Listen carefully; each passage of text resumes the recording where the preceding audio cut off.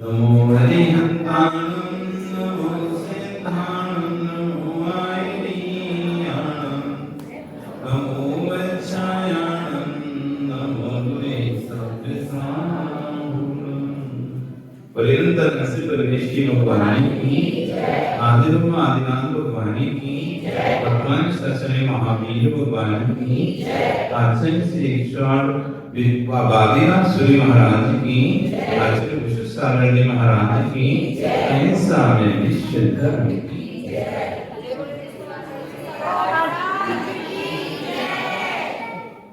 पढ़ेंगे पर 5 श्लोक।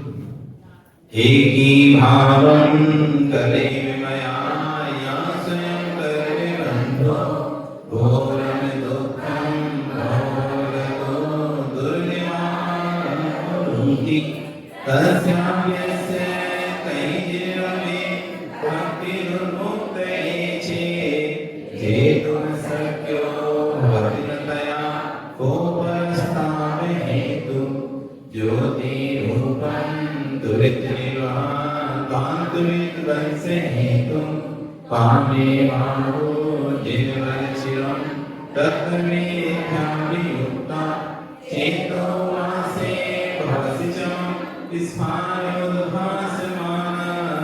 तस्मिन्नाहातमो वस्तुतो वस्तुमीशे आनन्द्राशो श्रपितवदनम् यशा एतदैर्मनःस्तोत्रमन्त्रैवत्तं तस्यावेष्टादपि च सुचिरं देहवल्मीकिमध्या निष्कासन्ते विविधविश्वं व्याध्याकारिणेहा प्रागे देहा त्रिदिर्भवना देशता भव्यपुण्या पृथ्वी चक्रं कनकमयता एवं ज्ञानदानं मरुचिकरं शान्तिगेहं प्रविष्ट तत्किञ्चित्रं दिव्यपुरितं यश्वन् लोकस्यैकस्त्वमसि भगवन् निर्निमित्तेन बन्धुस्त्वय्येवासौ सकलविषया सत्यप्रत्यनीका भक्तिस्फीतां शिवदिवसन् मामिकां चित्तसय्या वैरतपन्नं कथुतता क्लेशयोथं सहेता। अब अपना छठवां मंत्र इसको हम पढ़ेंगे। जन्माटव्यां कथमपि मया देवदीर्घं रमित्वा प्राप्तेयं तव नेकथा स्फारति उस पापी तस्यामध्ये हिमगर्हिमं वियुसीते तान्तं निर्मग्नं मां न जहति कथं दुःखितामोपतापं पढ़ेंगे। जन्माटव्यां तस्मिन् मया देवदीर्घमित्वा प्राप्तेयं तव नेकथा स्फारति उस्वापि तस्यामध्ये हिमगर्हिमं वियुसीते तान्तं निर्मग्नं मां न जहति कथं दुःखितामोपतापं। बहुत अच्छी बात यहाँ पर करें। जन्माटव्यां कथमपि मया, ये जीव कब से है? कब से जीव? जन्म से। कब से? 10 साल से, 50 साल से, 100 साल से। कब से? अनादिकाल से जीव है। ये पर्याय एक निश्चित समय से है। मनुष्य पर्याय भले निश्चित समय से है, लेकिन इस पर्याय में रहने वाला जो जीव है वो तो अनादिकाल से है। और ये जीव कब तक रहेगा? अनंत काल तक रहेगा। और संसार में कब तक रहेगा? अनादिकाल से है, अनंत काल तक रहेगा, लेकिन संसार में कब तक भटकेगा? कब तक? जब तक मुक्ति को प्राप्त नहीं होगा इस संसार में ये जीव भटकेगा। ये जन्म मरण की अटवी है। ये संसार क्या है? इसमें क्या होता है? संसार में जन्म होता है और एक समय बाद मरण हो जाता है। चाहे कोई भी हो, कोई भी देव हो, हाथी हो, मनुष्य हो, तिरंज हो, कोई भी व्यक्ति में कोई भी जीव ऐसा है जो हमेशा जिएगा। चारों गतियों में से देवों को अमर कहा जाता है। देवों को क्या दूसरा नाम क्या इनका? अमर। कभी मरेंगे नहीं। आप लोगों ने सुना होगा देव तो अमर होते हैं, अमृत पी लिया। अमृत भोजी तो होते हैं, देव अमृत भोजी होते हैं, लेकिन अमर नहीं होते। अमृत भोजी समझते हो? उनको जब भी भूख लगती है, देवों को, आपको भूख लगती तो आप क्या करते हो बच्चों? खाना खाते हो, रोटी खाते हो। लेकिन देवों को जब भूख लगती है तो खाते नहीं है। जैसी भूख लगती है तो उनके कंठ में अमृत भरा है, और जैसी भूख लगती है कंठ में अमृत झड़ जाता है और उनके व्यक्ति और रोज रोज भूख नहीं लगती। जितनी वर्ष की उनकी आयु है उतने हजार वर्ष बाद उन्हें भूख लगती है। जैसे कोई 1 साल की आयु है तो 1000 वर्ष, 2 साल की आयु है तो 2000 वर्ष बाद, 33 साल की आयु है तो 33000 वर्ष बाद भूख लगती है। जैसे आपको भूख लगती है ना, खाने की इच्छा होती है, ऐसे भी खाने की इच्छा जितनी उनकी आयु है उतने हजार वर्ष बाद। एक साल की आयु है 1000 वर्ष बाद, 5 साल की आयु 5000 वर्ष बाद, 10 साल की आयु 10000 वर्ष बाद, 33000 वर्ष बाद एक बार भोजन की इच्छा होती है और खड़क से अमृत चले और इच्छा समाप्त हो जाती है। अमर क्यों कहा गया इनको? ये तो जब मरते हैं, देव जब मरते हैं, देव भी मरते ना अपनी आयु पूर्ण करने के बाद, देव विचलित होते हैं अपने स्वर्ग से, फिर इनको अमर क्यों कहा गया? देव मरते हैं फिर इनको अमर क्यों कहा गया? अमर बोलते ना, देव अमर है। अमर किस अपेक्षा से है? अमर का मतलब है वहां पर इनका अकाल मरण नहीं होगा। ये अपनी आयु पूर्ण करके नहीं मरेंगे। बीच में चाहे तो मरकर मनुष्य बन जाए या मरकर खुशी बन जाए, नहीं बन सकते। आप तो अपनी आयु को बीच में क्षय कर सकते हो, सस के घास से, श्वास के निरोध से, भोजन के निरोध से, फांसी आदि लगाकर अनेक प्रकार से अपनी आयु को बीच में खत्म कर सकते हो। मनुष्य हुआ, तिरंज हुआ, इनकी आयु बीच में खत्म हो सकती है। कोई गाड़ी के नीचे आ गया, ट्रेन से कटते रहते ना, ट्रक के नीचे आ गए, बस के नीचे आ गए, तो ये तो या किसी ने सरकार के द्वारा मार दिया। अभी देख रहे हैं कट रही मछलियां, कट रही, क्या हो रहा है? सभी की तो पूर्ण आयु नहीं करके मर रहे ना, सभी तो पूर्ण आयु करके नहीं मर रहे, ये अकाल मरण से। तो तिरंजों का और मनुष्यों का अकाल मरण हो सकता है, लेकिन देवों का अकाल मरण नहीं। जितना काल को लेकर आते हैं, जितने साल की आयु बांध कर आते हैं, उतने साल पूरे भोगों को भोगते हैं। किसी प्रकार की पीड़ा, दुख, कष्ट, तकलीफ उनको उतने वर्ष तक नहीं लगती ना। वहां पर बुढ़ापा आता है। अमर क्यों गए? अमर करने के कारण तो एक तो वो बुढ़ापा नहीं आता। जैसा यौवन अवस्था रहती है उनकी 21 वर्ष के युवा के जैसे रहते वहां पर देख, कैसे रहते हैं? 21 वर्ष का युवा यहाँ पर जैसा दिखता है ना आपको, सुंदर भलक तुम्हारे जैसे रहते, एकदम सुंदर, उनकी दाढ़ी में कुछ नहीं आती, देवों की दाढ़ी में कुछ नहीं आती। 21 वर्ष के युवा की भांति पूरी जिंदगी। आप तो आज जवान हैं, कल प्रौढ़ होंगे, वृद्ध हो जाएंगे। इतना क्रीम पाउडर लगाने के बाद भी इसको आप स्थिर नहीं रख पाते। इतना क्रीम पाउडर लगाने के बाद भी चमड़ी पर कितना क्रीम पाउडर लगा दिया, तब ये चमड़ी स्थिर नहीं हो पाई। कितना तेल बो दिया, तब ये बाल काले नहीं लग पाए, बाल बचा नहीं पाए, बाल उड़ गए, उड़ गए बाल। ओ शगनलाल जी, बाल देखे नहीं थे आपने? युवावस्था में बाल देखे नहीं थे? तेल लगाए थे नहीं लगाया? तेल नहीं लगाते थे? दर्पण नहीं देखते थे क्या? कंघी नहीं करते थे क्या? करते थे ना। फिर कहां गए? बचा पाए नहीं बचा पाए ना, चले गए। जैसे बाल चले गए ना, ऐसे सब लोग चले जाएंगे,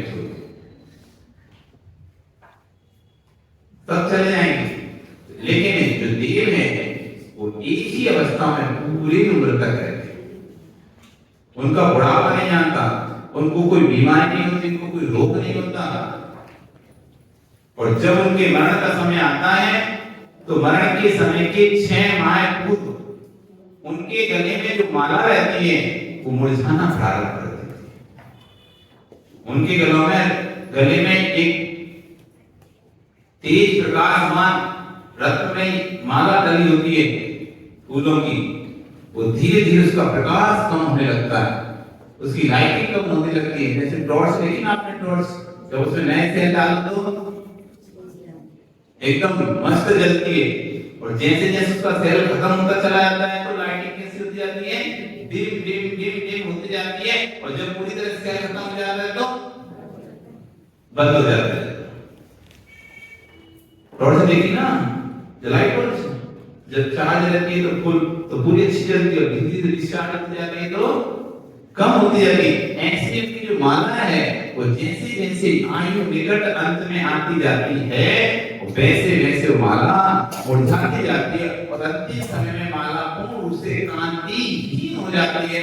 उसी समय समझ लेते आज मेरा अंतिम दिन है, और जो सम्यक दृष्टि देव होता है वो भगवान का स्मरण करते हुए अपने प्राण त्यागता है, और जो मिथ्या दृष्टि होता है वो संक्लिष्टता करके हाय हाय अब कहाँ मिलेंगे ऐसे सुख, अब मैं कहाँ घूमूं ऐसे सुख, ना जाने मुझे कहाँ जाना पड़ेगा, मैं अब माँ की गोद में कैसे 9 महीने उस हार्ड मास के बीच में रहूंगा। विज्ञान से जाने तो कहाँ जाना, वो देखते हैं कैसे बच्चे माँ के पेट में 9 मास तक कैसे सुकड़कर रहते हैं, ऊपर से मत पड़ता है, गर्मी पड़ती है, सब लाल धूप में कैसे रहूंगा माँ के घर में, ऐसे कहकर निदान बंद करते हैं और एक इतनी पेड़ बन जाते हैं। सोचो कहां स्वर्ग का दीप और कहां एक इतनी वृक्ष। आपको जितने अच्छे सुंदर सुंदर फूल दिखाई दे रहा नहीं, कई कई देव स्वर्ग से आगे देव हैं जिन्होंने निधान कर लिया मुझे मां के घर में कैसे रहूंगा मैं ऐसे 9 माह तक, और एक ही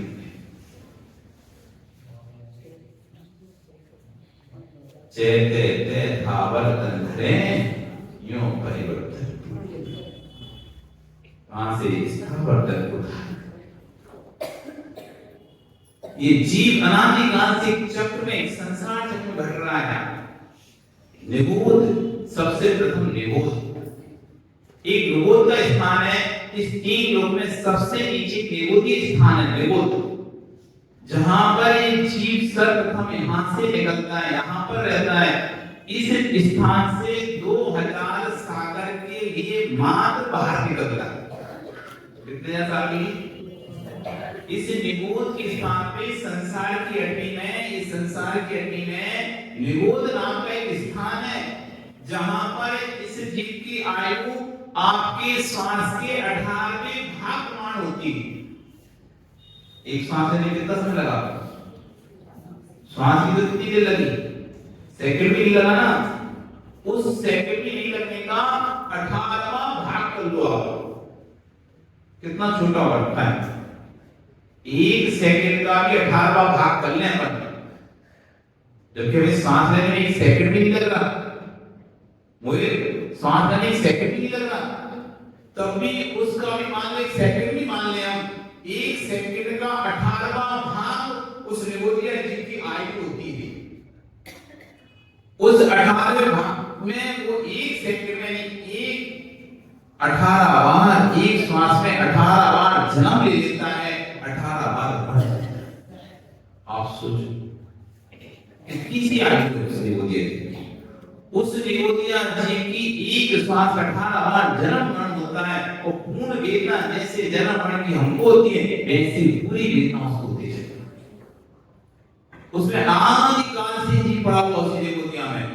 और जैसे कोई चने का भाड़ होता है, पॉपकॉर्न सेकने का वो होता है ना, कौन से एक बड़ा सा तवेला होता है जिसमें रेत डली होती है और मक्का डाल देते हैं, ऐसे सेकते रहते हैं, और एक आध कोई चना एक आध कोई कौन तरकर उठकर तो चटकर बाहर गिर जाता है, बाकी सब तो ढांक ढांक कर सेक रहता है। ऐसे ही कोई किसी तीर पुण्य को जैसे कोई जीव उस बेबूस से निकलकर त्रस में आता है, नहीं तो उसी ने बोले पड़ा रहता है, उसी ने बोले अनंत काल तक निकलते नहीं है।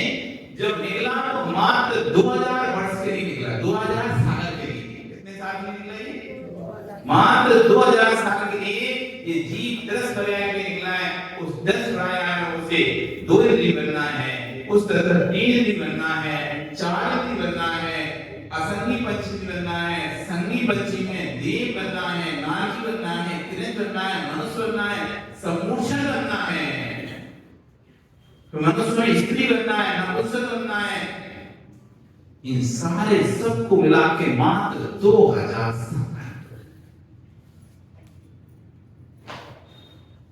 2000 साल मात्र, जिसमें से 24 भव मनुष्य दिए।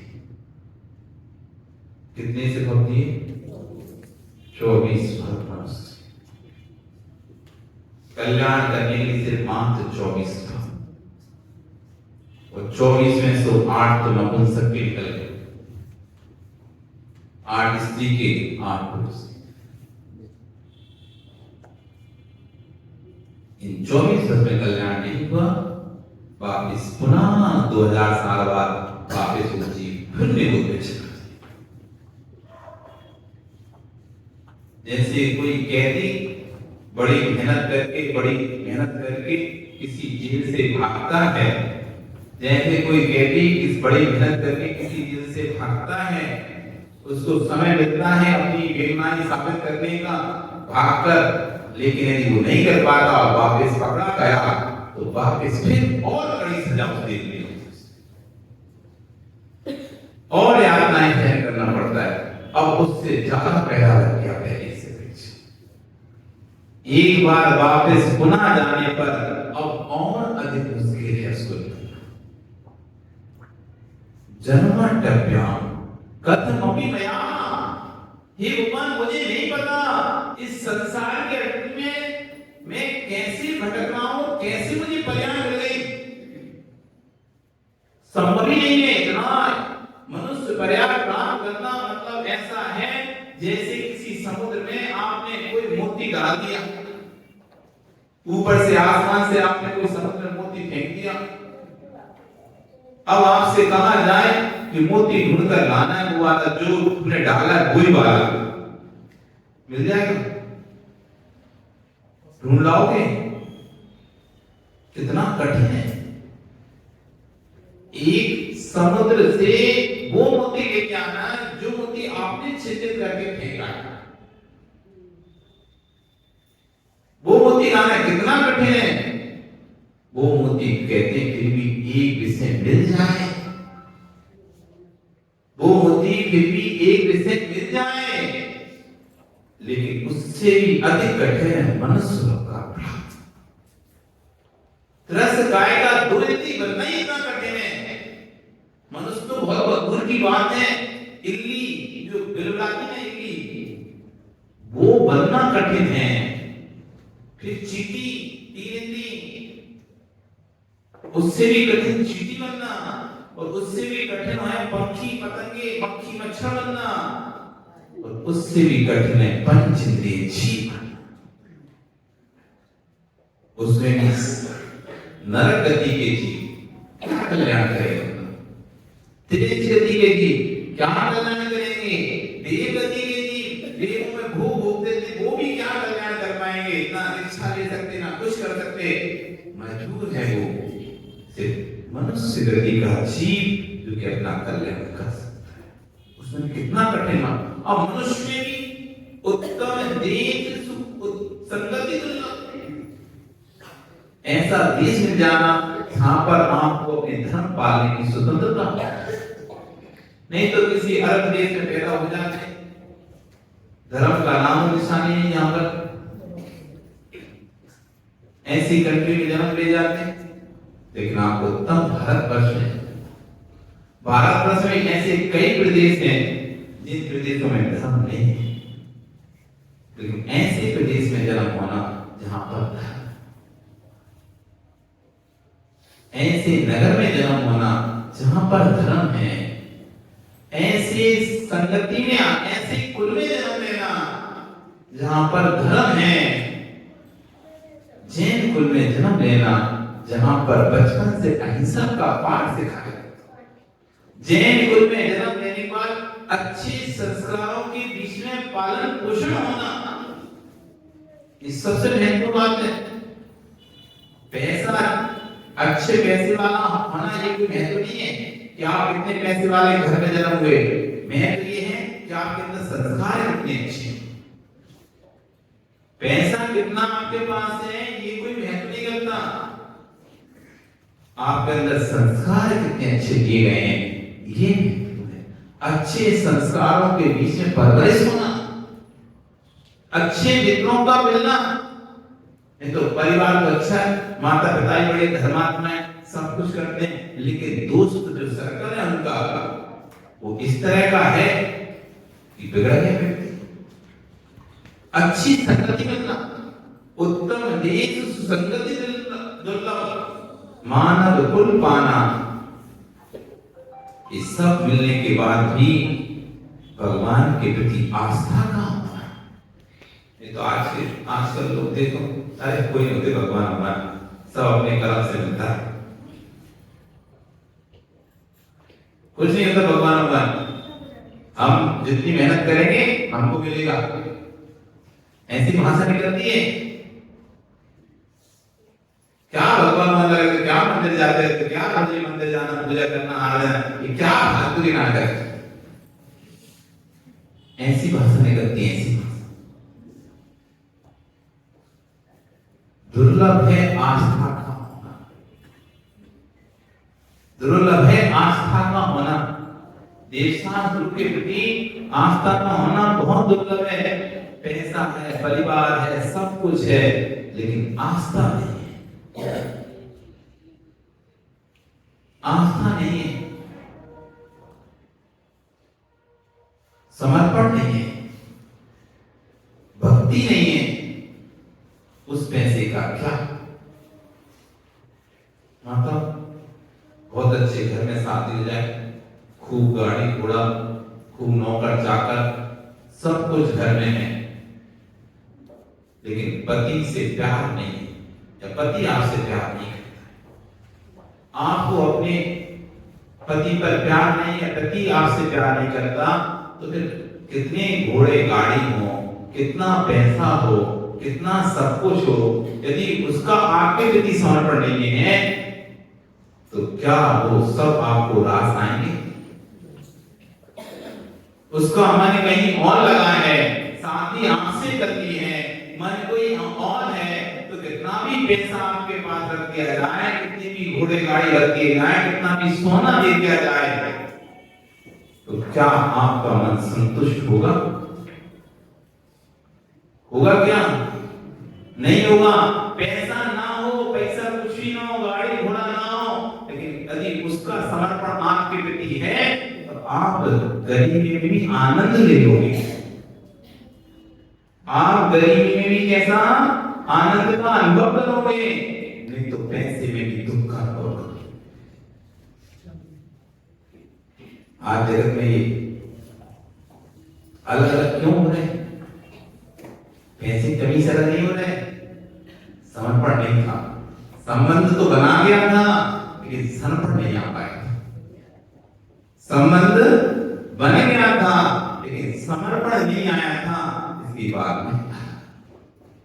तो समर्पण का आना, भगवान के प्रति, गुरु के प्रति, धर्म के प्रति आस्था का होना ये सबसे बड़ी दुर्लभ चीज है। इसके बाद भी दुर्लभ है संयम के परिणाम होना। आस्था तो है, श्रद्धा तो है, लेकिन महाराज जब संयम नियम सेवा करेंगे खूब आपकी, रोज आएंगे, रोज दर्शन करेंगे, रोज पूजन करेंगे, रोज अभिषेक करेंगे, नियम का नहीं बोलना वो नहीं। सब कुछ करेंगे, कभी कुछ भी नहीं छोड़ेंगे, लेकिन नियम का नहीं बोलना। तो नियम लेने के परिणाम होना।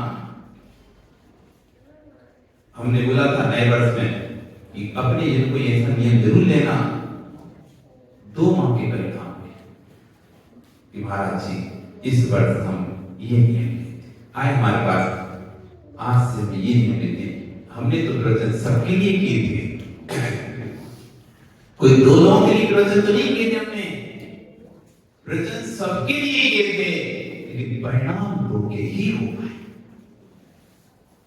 प्रवचन तो सबके लिए था, लेकिन परिणाम सबके नहीं मिल पाए। सुना सबने था, भाव अंदर हो रहे थे, अच्छा बोल रहे महाराज जी, सही बात कह रहे हैं, ऐसे होना चाहिए, करना चाहिए, ऐसी नहीं सुनाना चाहिए, लेकिन भाव नहीं बन पाए। चलो एक छोटा सा कोई भी नियम इस वर्ष में ले लेता हूं। क्या कोई छोटा सा नियम पालन कर सकते हैं? आप पालन कर सकते हैं, लेकिन अंदर से भाव ही नहीं बनता। जब राजा सैनिक भगवान महावीर स्वामी के संरक्षण में 60,000 प्रश्न करता है। कितने? 60,000, 60,000 कितने?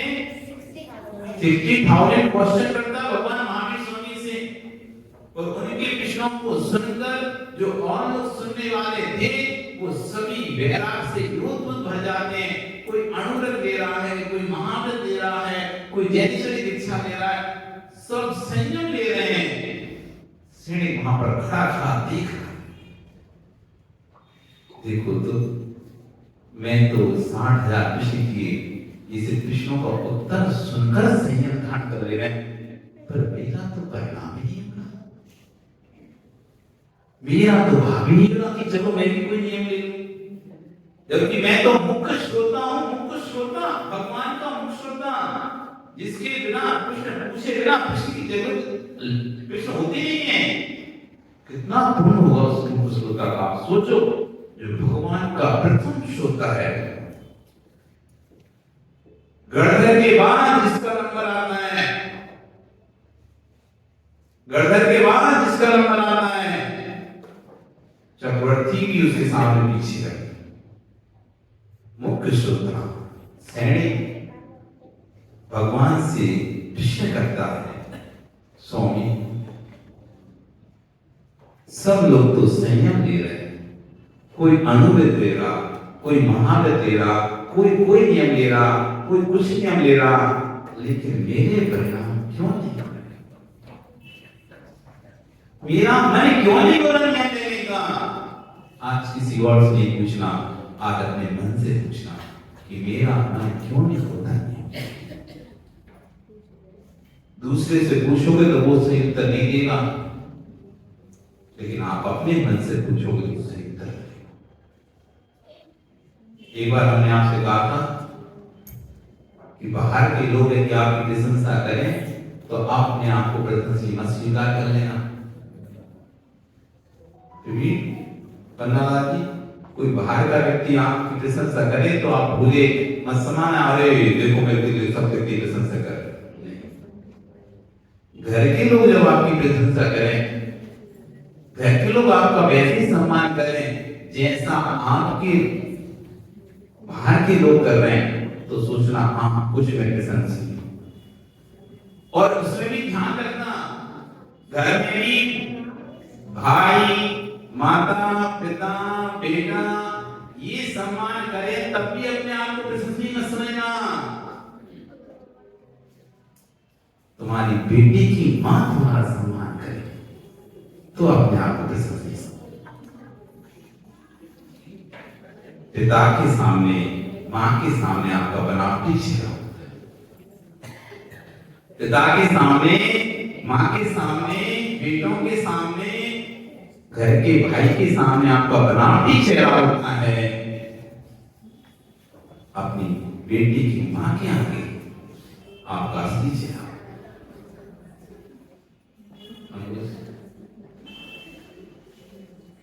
बाहर तो भाई से जाए या किसी से अच्छे से बोल लें, प्यार दिखा, लेकिन अंदर पता रहता है कमरे में बेटी माँ ऐसे ही बोल रहे तो उससे प्यार में आने हमें बेटी माँ पूछी, अरे आप इतना प्यार दिखा रहे थे, अरे वो तो ऐसे ही दिखाना पड़ता है, समझते नहीं तो। ये किसको पता है कि तुम प्यार दिखा रहे हो, प्यार है? बेटी की माँ को पता है। उस बेटे की माँ को, हमारे बेटी की माँ को सब पता है कि बाहर कैसे हो तुम, कमरे के अंदर कैसे हो, कमरे से बाहर निकलते हो कैसे हो। इसको कौन जानता है? रमेश, कौन जानता है कि अदालत में कैसे हैं, मंदिर में कैसे हैं, वो कमरे में कैसे हैं? तो कोई जानते कि बाहर जो टीके मारते हैं, घर में बिल्ली बिल्ली रहते हैं, बाहर टीके मारते बड़ी बड़ी, वो घर में भी बिल्ली जैसे हो जाते हैं। ये कौन जानता है? कोई से कहते भले नहीं है, लेकिन अंदर तो सब जानते हैं। और फिर भी तुम अपने आप को प्रशंसनीय मत समझना। हो सकता है तुम बेटी की माँ से भी छुपाए हो बहुत सारी बातें जो तुमने ना बताई हो। तुमने अपनी कॉलेज की लाइफ की बातें, जब शादी नहीं उससे पहले की जो बातें, शादी होने की भी बात की कुछ बातें, ऐसी बहुत सारी बातें जो तुमने अपनी बेटी की माँ को भी नहीं बताई, जो सिर्फ तुमको ही पता नहीं है। नहीं है क्या सुरेश जी? जो सिर्फ तुमको ही पता है, तुमने वो भी नहीं बताए हैं। जब तुम्हारा मन तुमको अच्छा बोले तब समझना मैं अच्छा। बेबाक से तुम्हारे मन को पता है, तुम्हारे मन को पता है कि तुमने क्या क्या किया है, क्या क्या किया है। दूसरा व्यक्ति तो बस उतना ही निर्णय दे पाएगा जितना तुमने उसे बताया है, अथवा उसने जितना देखा। दूसरे व्यक्ति कितने किस आधार पर आपको अच्छा बुरा कहता है? जितना आपने उसे बताया अथवा उसने जितना देखा। लेकिन जो ना आपने बताया ना उसने देखा, वो सिर्फ आपको पता है। आप अपने मन से पूछना, क्या मैं वास्तव में अच्छा हूं? जिस दिन तुम्हारा मन कहते मैं सच में अच्छा हूं, उस दिन समझ जाना तो वास्तव में अच्छा। फिर जगत तुम्हें बुरा कहे चिंता नहीं करना। फिर जगत तुम्हें बुरा कहे बेटा चिंता नहीं करना। यदि तुम्हारा मन कहता है मैं सही हूं, मैं गलत नहीं हूं, तो समझना तो बहुत अच्छी। लेकिन उस मन को कहने की बहुत मेहनत करनी पड़ेगी। क्या क्या पाप तुमने किए हैं उन सबको एक बार ध्यान लो। सैनिक भूल तो नहीं? सैनिक कहता है स्वामी मैंने ऐसा क्या पाप किया जो मुझे परिणाम नहीं हो रहे, जो मेरे परिणाम नहीं हो रहे हैं। कहते हैं सैनिक तुमने मिलाज के गले में सर बढ़ा, तुमने मिलाज पर 500 शिकारी कुत्ते छोड़े थे, उसका कर्म का बंद हुआ है, नरक आयु का बंद हो चुका है। और जिसने नरक आयु का बंद कर दिया है उसके संयम लेने के परिणाम नहीं हो सकते। अब आप देख लो, अब आप देख लो, यदि नरक आयु का बंद हो गया है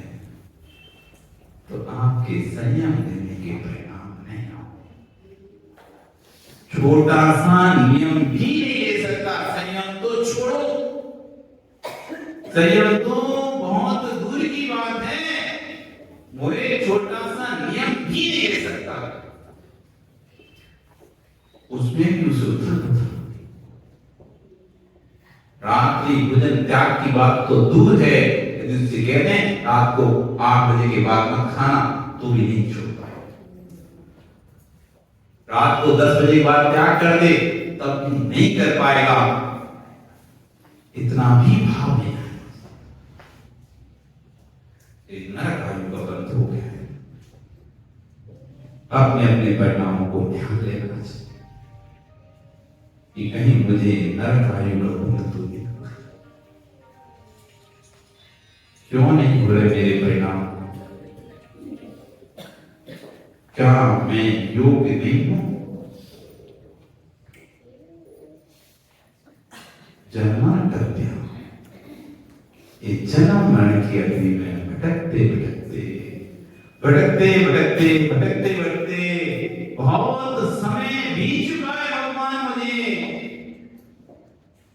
अनंत काल से मैं जन्म मरण की अग्नि में भटक रहा हूं। फिर क्या करें हम?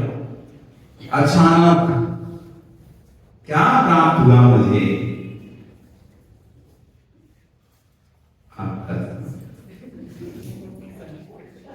करते रहोगे? क्या कहने वाले इस अग्नि में भटकते भटकते क्या मिलेगा तुमको? ऐसा क्या मिला? वो आपको कब पता चलेगा? अब तो कल ही पता चलेगा। करते रहोगे? पर्याय नहीं तो पुनः आचे पूछ बताएंगे कि अनंत काल से आप इस जन्म मरण के अग्नि में भटकते भटकते आज में क्या प्राप्त किया है? बोली भगवान महावीर स्वामी की।